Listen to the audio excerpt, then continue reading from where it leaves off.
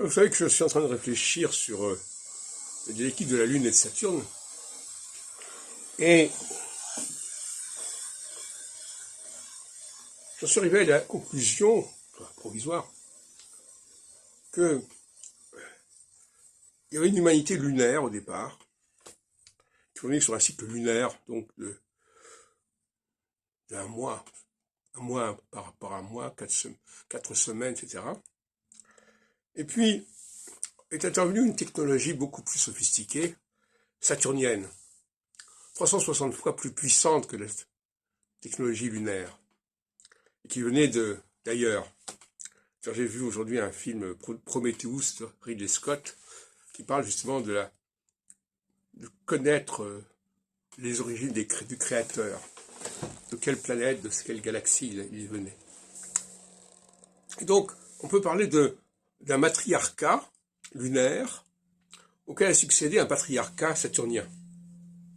C'est un peu comme ça que je vois les choses actuellement.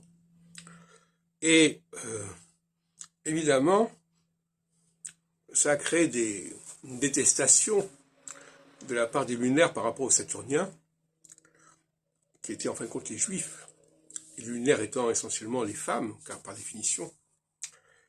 Et cette dialectique, elle est toujours en vigueur, en action, y compris dans le monde juif, puisqu'entre le monde juif, il y a aussi une tension entre les femmes et les hommes, forcément. Et d'ailleurs, dans le monde juif, on attache beaucoup d'importance à la menstruation, dans les relations sexuelles.